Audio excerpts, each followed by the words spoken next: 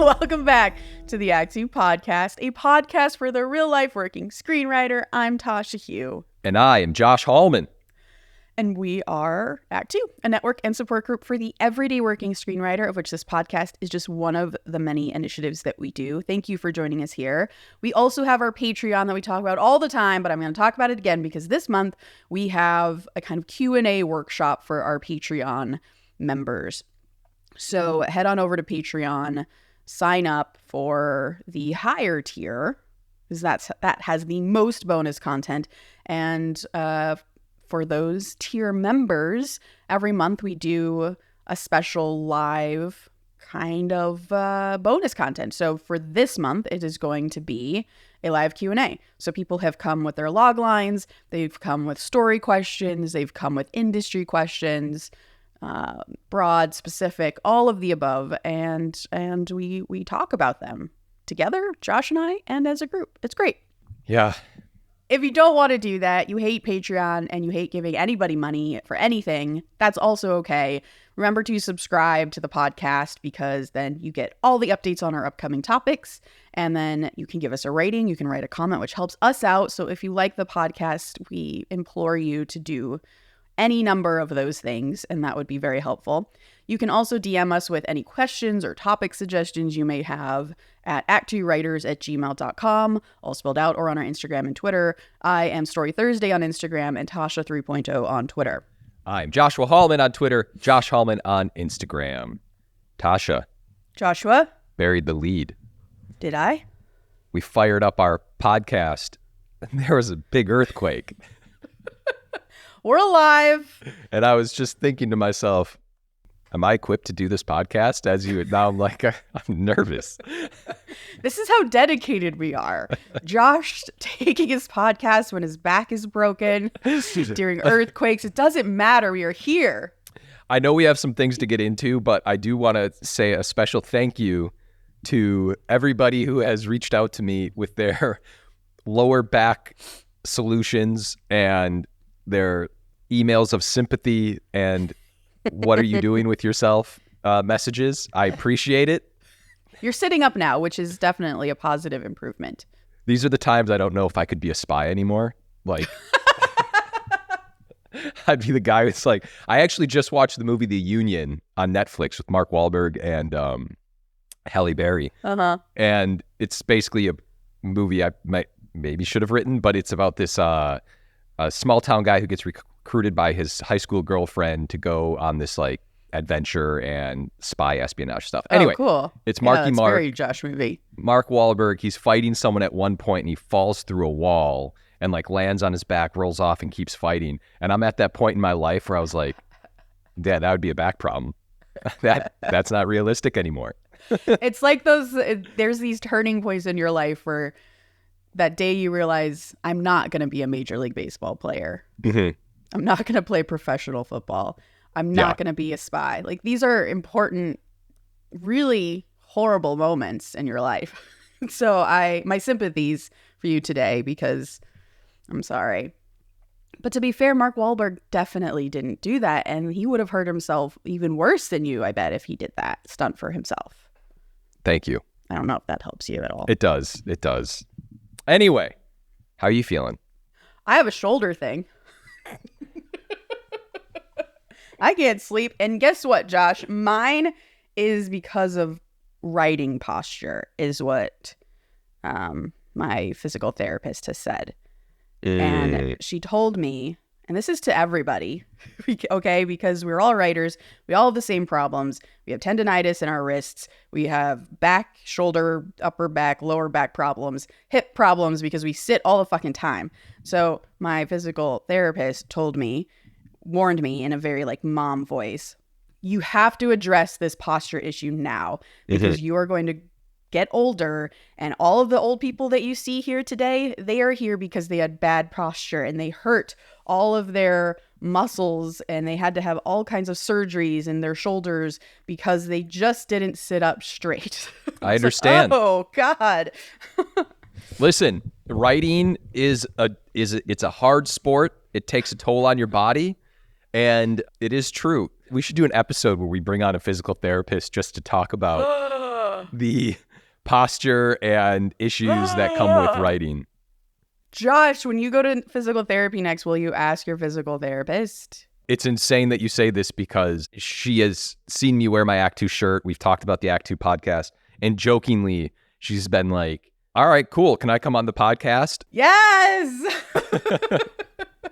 This is incredible. Yes, we will do an episode about this for sure. Okay. All right. But we have this week's in writings before we get into our main topic. Let's go. Let's go.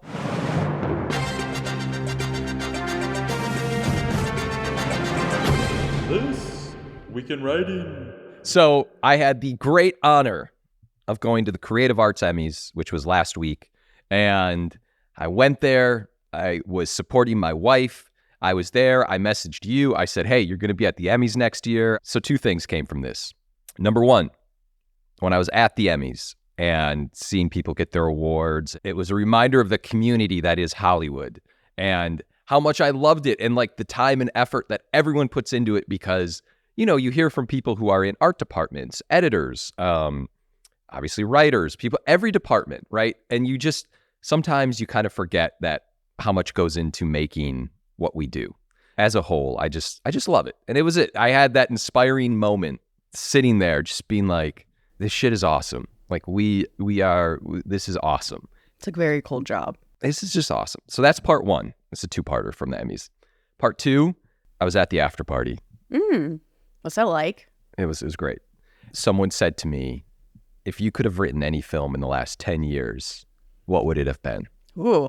So I was like, let me think about it. So I walked. Yeah. Grabbed a drink.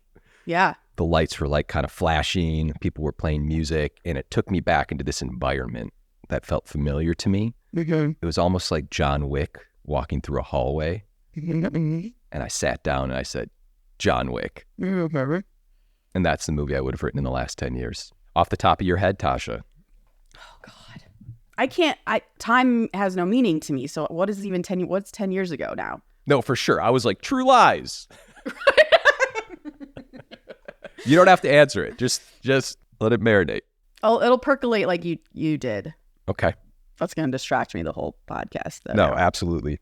Weirdly, one came to my mind quickly, but it's recent. So I think if I really looked at the last 10 years, I would have a different answer. Can you say what it is? Of course. Godzilla -1. Oh, really? In the last 10 years? That's what I'm saying is I'm sure if I looked earlier than last year. I thought I knew what you were going to say, but then I had a feeling I knew what it was going to be. But I was like, wait. What did you think? I thought you were going to say Nobody. Oh, I mean, obviously fucking Nobody. Jesus. I don't know.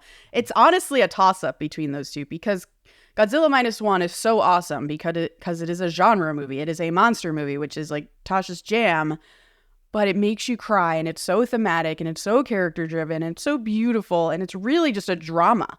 It's just a character drama and that's I love that shit. Yeah. Okay. Mine, I'll try to get out of this. One of mine is that I said to my friend Katie after our last episode about being depressed about writing, I was just telling her about how I've been feeling about writing that week and how I was very down and how I was just a terrible writer. And she said, well, if you remember, Paul said, no, you're a great writer. And here's the evidence why. Katie said, maybe you were a bad writer this week, but next week you'll be a great writer. I was like, wow, you are right. Like, it's okay that this week you're not great. You're not at your peak. And I think what I do is if I'm not at my peak writing, then I think I'm terrible. Like it's binary where she's like, just this week you're just not doing great. It's fine. It's like a professional sports player. Like they're in a slump this week. Yeah. Wow. Yeah. I like that. Yeah. That's perfect. And of course, bringing it back to sports, it's absolutely right. It's like someone just had a bad outing. They had a couple interceptions, but then next week they threw 4 touchdowns. Yeah. Wow. Beautiful, Katie. Good job. Yeah. She's great. Yeah. Speaking of that, though, mental health check-in, since it's been a week. Mm-hmm. How are you feeling? I'm feeling better. It was good to talk about it. I'm happy my back is feeling better. I'm happy I got the spec sent off to you. That was Thank you. That was, when things are just kind of eating at you and you have things going on, and then you're holding yourself accountable for certain things. And so mental health, I'm feeling great. I'm feeling better as well. You're feeling good? I had a great writing day yesterday. I did a ton of brainstorming, crazy stuff on the whiteboard, highlighting things in a Word document, writing stuff. And so it was kind of flooding. I have to say something. We don't have to keep this in, but you did a meeting in your pool. Yes, I did. We recently built a pool, so I'm out there all the time. And my manager was like, do you want to hop on a call? And she lives not that far away from me. So I was like, we could, or you could come over and go in the pool with me. Bring your suit. I didn't know if she was going to or not, or she's just going to come over. And she did. She brought her suit. We sat in the pool and we had our catch-up meeting about projects. Can I ask you 2 follow-up questions about this? Were you guys swimming or just sitting there? She's not like a swimmer. Okay. She's like a sit in the shade kind of person. So she sat on the steps. And, okay. And then when you had an idea, did you go over to a notebook? I thought you were going to say, did you swim around excitedly?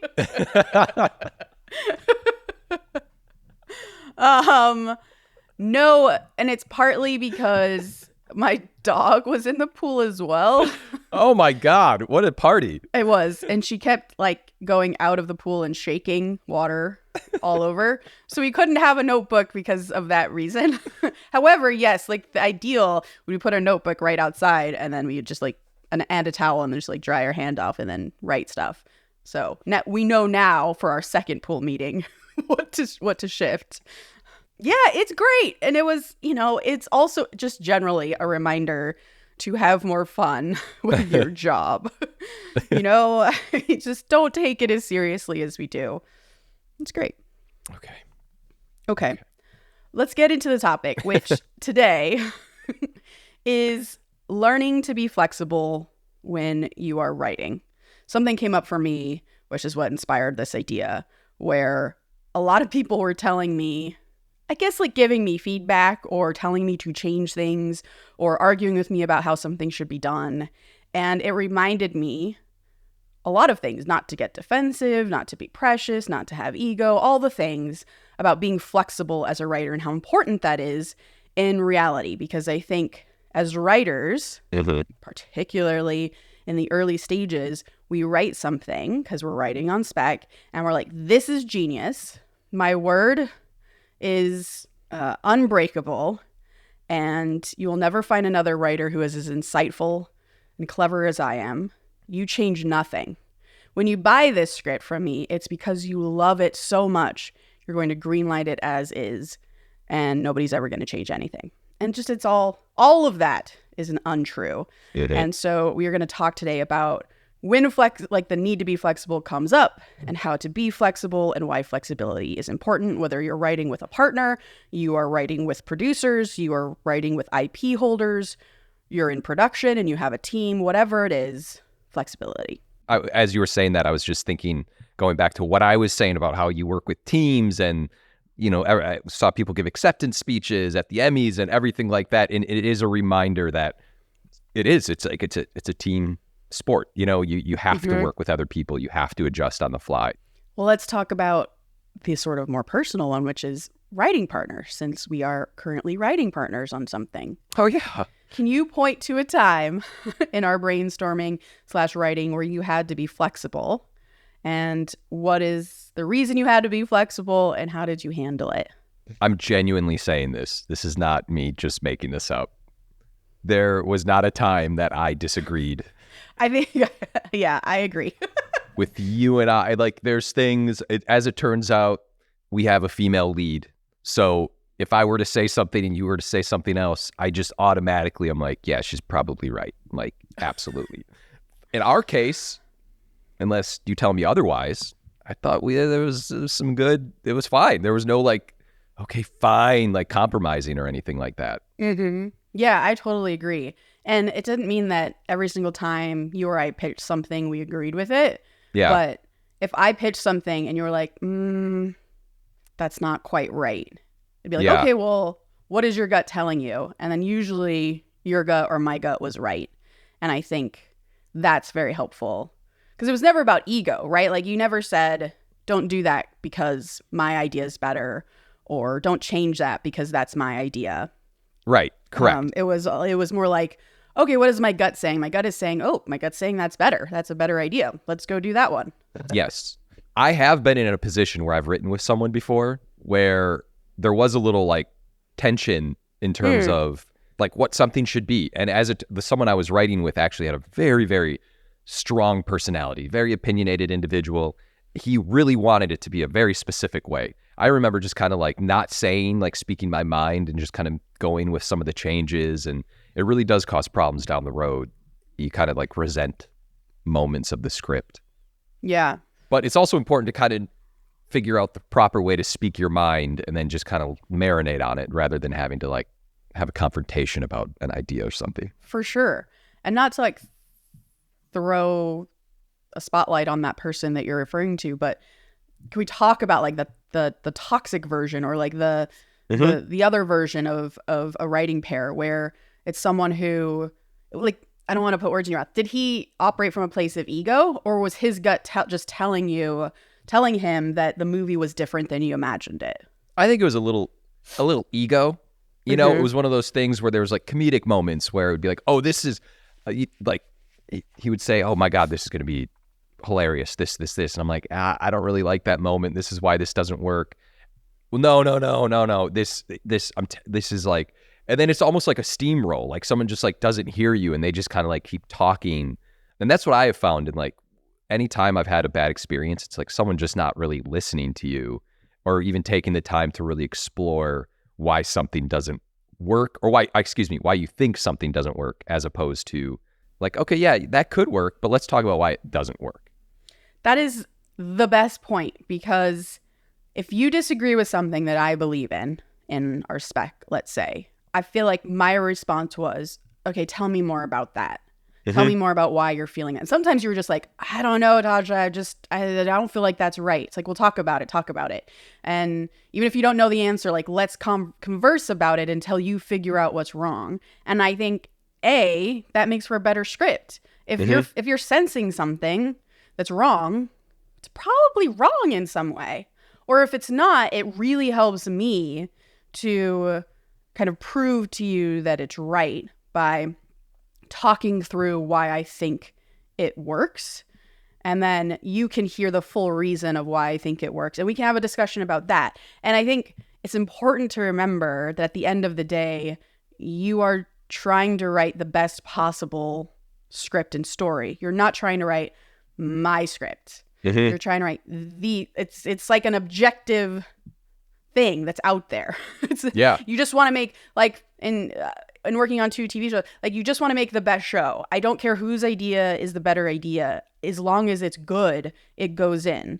And I think that should be the case when you're in a writing team as well. It doesn't matter if someone writes actually, or like their ideas are more than your, like if their ideas are 3/4 of the script, but they're all really good.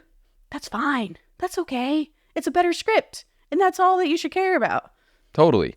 How do you feel like you let go of that? Because were you like that always? Or did you have to learn to be more flexible like that in a writing pair?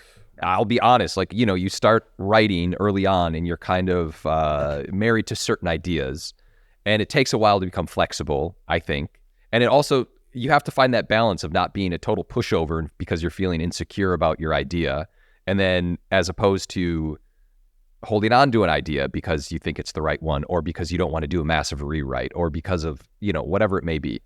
So to answer your question, I think it just took time to just kind of, once I realized like other people can get to the best idea, that's like it's a freeing thing. You're like, yes, give me your ideas. I don't want to have to think about this anymore. This is great. Just writing partner. Where does Act 2 go? Tell me. That's definitely the amazing thing about having a writing partner. Like when you start feeling weak, they can lift you up and take over. Yeah.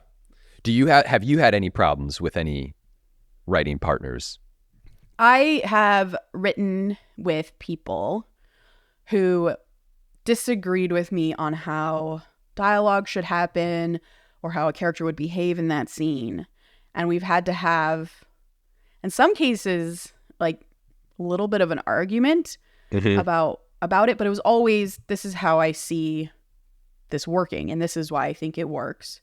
Not my idea. It's like, this is why I think this character would behave this way. And this is why I like this version of the conversation, because it forces me to really think hard about why I've chosen that dialogue or why I've chosen that character to behave in that scene, to fully get to that emotion, I guess. Yeah. And then vice versa, it forces the other person to really get to the heart of what they're having a problem with.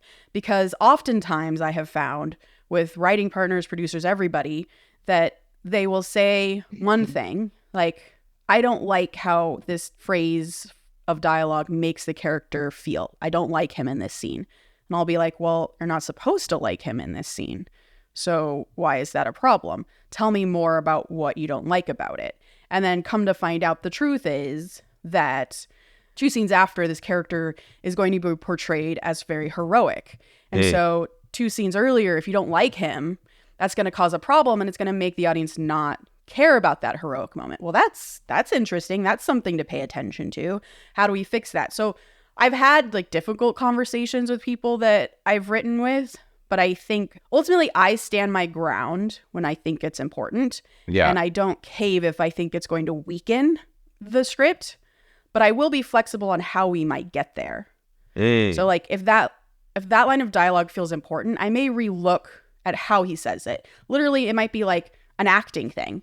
Like maybe the character needs to say it more as a joke so that it doesn't feel serious what he's saying that makes you dislike him.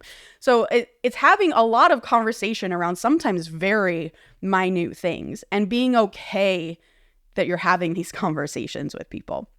I think when it becomes difficult, and often you'll get this from producers who have egos or potentially even actors or directors who have egos, where they're just like, it should be this. And you're like, well, let's talk more about that. Nope, it should be that. Yeah. That's a lot more difficult. And I personally have not come up against that. So I don't know how I would deal with someone who, you have worked with a lot of actors. Have you come up against something where they said, it just needs to be this way, Josh? And you're like, oh, I don't think so. But they're the actor. They're going to have to say those lines. Yes. Go on.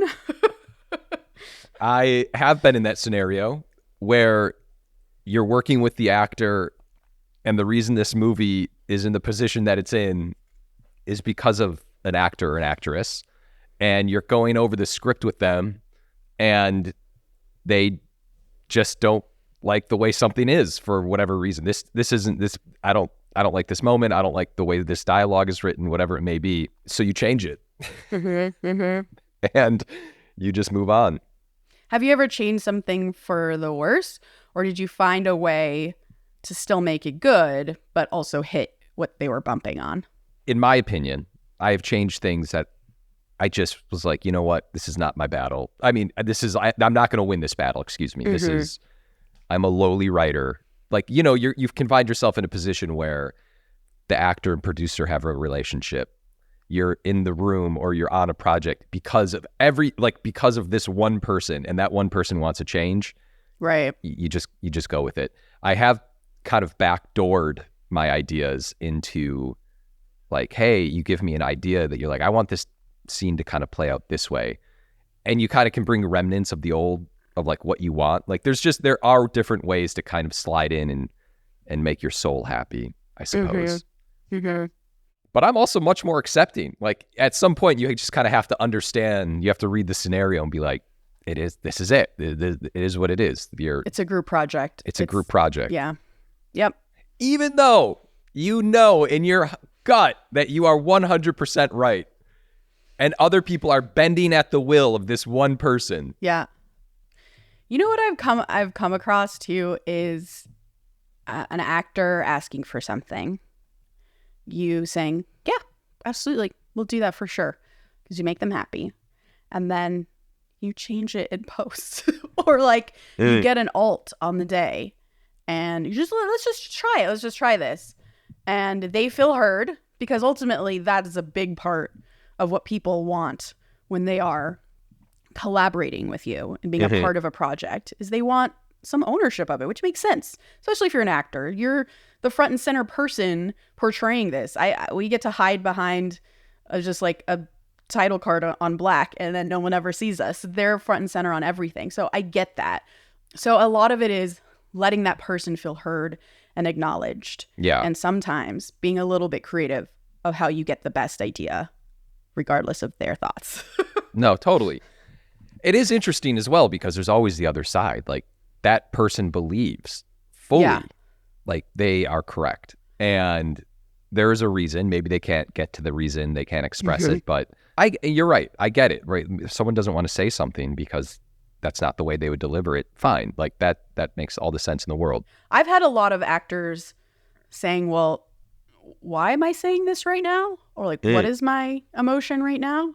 And then you have to justify it. You have to understand deeply what's going on there so that when the actor is like, I want to change this line, either we're changing it to still fit the attitude that you need there, which is totally fine. And that's a really important flexibility thing, is in the moment, on set, in a table read, wherever you are, and an actor says, I don't think this doesn't feel right in my mouth, or I don't think I would feel this way, it does require a little bit of a conversation of like, well, what do you think would happen here? This is what I think she's feeling.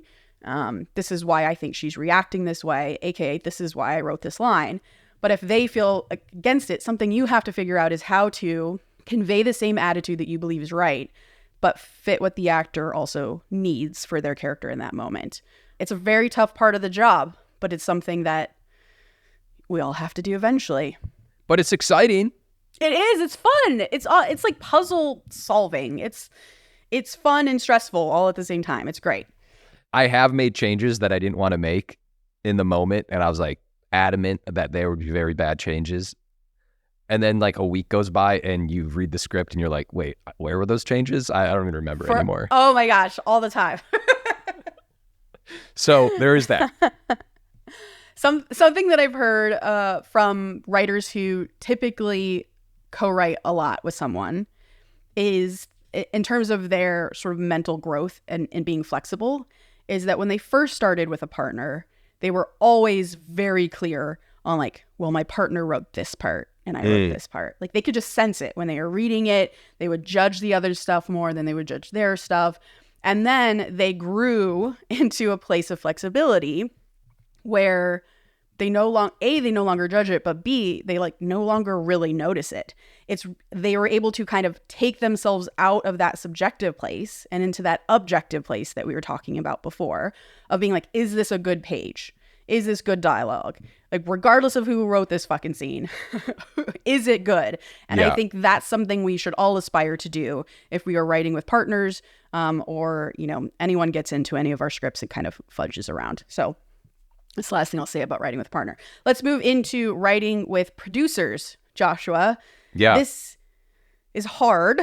Obviously, they don't go into the script itself. They shouldn't. If they do, email us. Yeah. It's not great. You mean like actually go into final draft? They're not writing scenes. They should not be writing scenes with you for Correct. you, changing your stuff. But we've all developed with producers before who have had contrary opinions to us on how things should go. So are there any memorable stories you might have where you were your flexibility was really tested, and then how did you handle it? I can see all the memories coming to you at once. Which one do I pick? I've been tested. I don't know if I can say a specific memorable moment that just like pops off, but like generally speaking, I've definitely been in positions where someone doesn't like a scene or a second act, or like a producer or whatever. Hey, let's change X, Y, and Z. You know what? Okay, I'm just gonna get into it. I had written the one that just came in. There was a couple that popped into my head, but one that I regret. Like, I'm gonna just go with regret first, and then I will stop talking about this. There was a script that I wrote, my witch script that took place in the suburbs. I ended up developing, working with a producer on it. We started to discuss. We had this kind of like similar vision of where it should go, and I changed it. And there was a big back and forth, and I thought it was getting to the right place. There were a couple ideas of his that I started to incorporate because I started to get so far along and distant from, like, I was losing the script as I was going, and I don't know if this has happened to you, but anyway, I ended up almost like the script, you could tell if you'd read it, you're like, this doesn't, like, there's not like a tone to this. Like, I don't know what this script is. And long story short is the producer ended up working on another. He was like, I don't think I'm the producer for this anymore. I have to go work on other stuff. And it like killed me because I regretted so much in the way that I tried to be flexible, but I kind of bent a little more, but I knew he was right. But at the same time, it was a cluster. I got a little off course. That was a therapy session right there. But no, you weren't off course at all, because that happens all the time. And so many things come up for me in that story. It's a lot of it is when we meet with producers. It's partly the way they come off. It's partly the way that this industry works in terms of how you get jobs, because we need producers to usher our script, which is just sitting on our desk otherwise, into existence, because that is their job. They produce things. They make things happen. They pair our script with writers, directors, money, so that it can get made. So like in many ways, we need them. And so when we get paired with a producer, we want to do whatever they say, partly because it's just such a relief to have to not think of it all ourselves. Partly because in some ways they feel like our boss and they feel smarter than us. I don't know if you have that. I always am like, I am the dumb one in the group. Please just tell me how to write this, which is not the case. They are hiring you because you are creative and because you have a point of view and because you're such a great writer. So actually, even though they feel like they may be the boss in the room, what they really want is for you to be the boss in the room. Which is a very interesting and weird dynamic that takes some time to figure out. And every project I'm on, I'm still figuring it out. It's always new dynamics, right? And yes, I've definitely been in that place where you're just doing what they tell you to. You're almost like plugging in these solutions.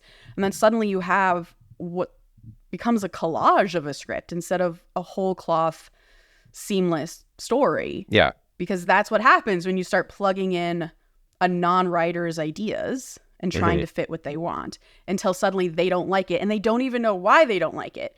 And our opinion is you don't like it because it's now you. Like, this is your script now, you idiot. So that will always be a very difficult part of our job in terms of flexibility, is how do you find that sweet spot where you're listening to them, you're understanding what their problems are, but you're fixing it in a way where you're still the boss of the script and you're still the creative lead, because that's what you're being hired for.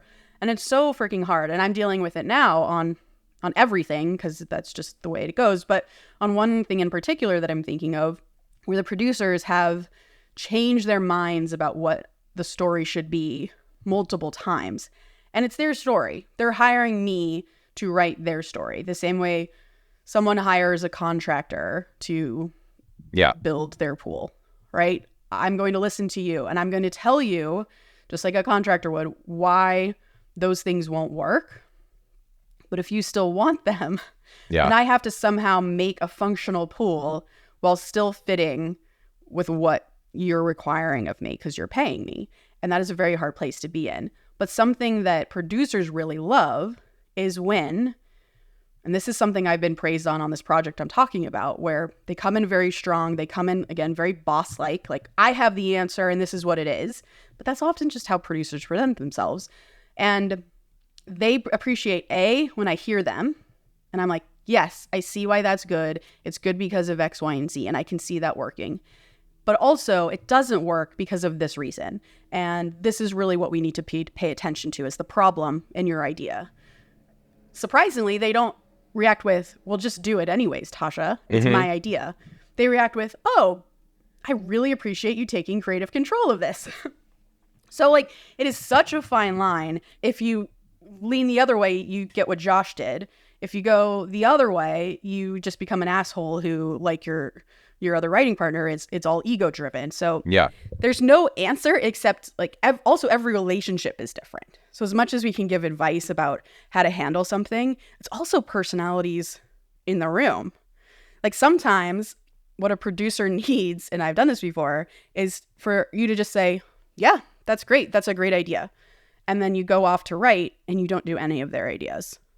And then they read the script and they're like, this is great. And you're like, I know.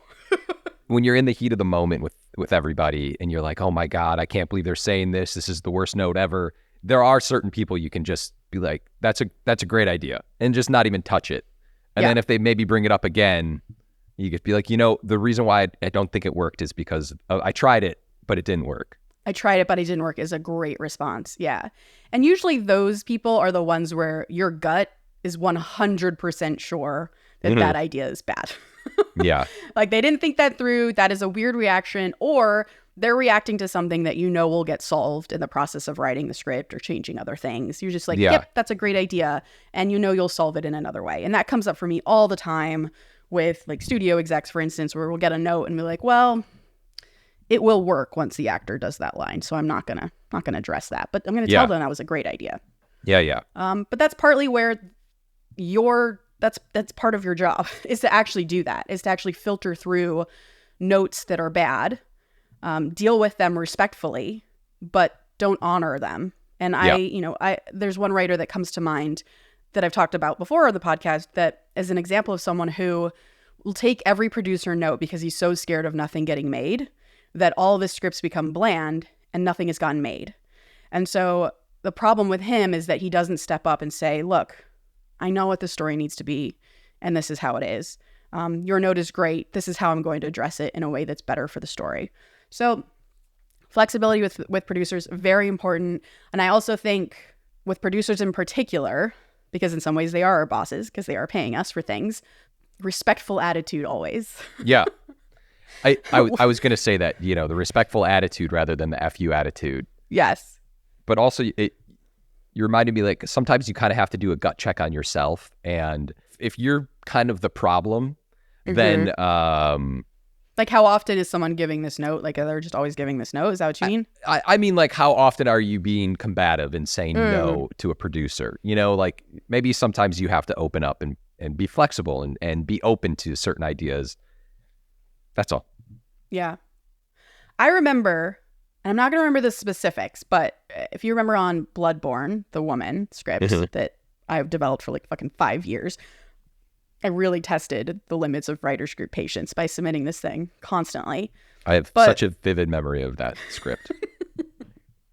Fat dog. It was always at fat dog. Anyways, there was multiples, but there's one note in particular that my producer kept giving me that I totally disagreed with. And I was adamant about it, and I just wouldn't fix it. It felt like one of those things that she'll just forget about it because the script will be so good. But she didn't. And then finally, we like kind of had an argument. I was like, this is really key to the story, and I don't know why you're pushing against it. I don't want to change it. And it forced her to say, this is what my problem is. And I was like, oh, your problem is not even with this scene. Your problem is with something that happened like all the way in Act 1. Oh my God. Like, I can change that. Like, that makes sense to me. Yeah. So it's another reiteration of like, have these conversations if you have a gut problem with something someone is saying, and that will lead to great flexibility, and it will lead to the producer really respecting your process of getting through notes. I love it. Okay. IP holders. Flexibility with IP holders. This one is real tough. This is you. This is like, you're the master. I've just entered the master's lair. This one's tough because you have nothing. If you're developing a book, you found a book in the bookstore, you love it, you got the rights to it. You have nothing without the author. And I mean, everything that I've written is based on IP at this point that's like getting made. So there are various degrees of flexibility that you need to have. And it all goes back to the same things we've talked about the rest of this podcast, which is really speak to your gut, really have a lot of good conversations when you feel like something is going against what you think it should be. But at the end of the day, let's say Mighty Nine, for example. Mighty Nine was created by Critical Role. If I suddenly want to put Not the Brave, one of the characters, in a tutu, and I think that it's just such a cute outfit, and I think she should have it for the rest of the season. And Sam Riegel, who created the character, is like, no, that's not in her character. She never wore a tutu. I have to listen to Sam because Sam created that character, and I'm ultimately wrong. That may be a terrible example. But you do have to listen to the IP holder because they've lived with it longer, if nothing else. They've lived with it longer and they have really strong opinions about things. That being the case, oftentimes, it's not the case with the Mighty Nine, but oftentimes the people who have created the IP are not good writers in the new medium that you're writing in. So maybe they created a TV show, but they've not created a movie, right? The Naruto anime is its own thing. You cannot just simply translate that into a movie. There are just different rules that need to apply, different ways of explaining things that need to happen. Red Sonja was a comic book. You can't one-to-one that either. So there are things you have to change that the IP holder will not understand or be good at. And you have to present yourself as the expert in that adaptation from TV to film or whatever the case might be. However, if that IP holder is like, well, the essence of this character is XYZ, you can't ignore stuff like that. You can't just be like, yeah, but this is actually more fun. Because what the fuck are you even doing with the IP to begin with, right? So think of them as a sounding board, and also that they are definitely someone that you have to appease. Yeah. You have to make them happy with the work that you're doing. And for me, my opinion and my experience has been, if I just take the essence of what you've done and the voices of the characters that you have, and then I make something good with it, you're going to be happy. Just kind of trust me on that, right? But if I take your IP and I go radically different and you're upset, that's my fault. So in terms of flexibility with IP holders, I think it's a lot of listening, making them feel heard. But the same with producers, making sure that the work that you're doing is led by you and your creative genius. Yeah, you're great with IP. I mean, we've talked about it, but the idea of a writer who lived in this world and then asking, or then another writer essentially saying, I'm going to now adapt this for a different medium. And, that there has to be, from that original writer, there has to be some element of being like, I can fucking do this. I don't need you to write this for me. You don't know this character like I know this character. I'm talking about, I'm obviously not speaking about video games or anything like that. But so yeah, I can't imagine how tricky that conversation is. It's super interesting. And I think, so some conversations I've had with IP holders has been, hey, does this feel right to you? Let's just say, like, the design of this character. Does this costuming, does this all feel right to you?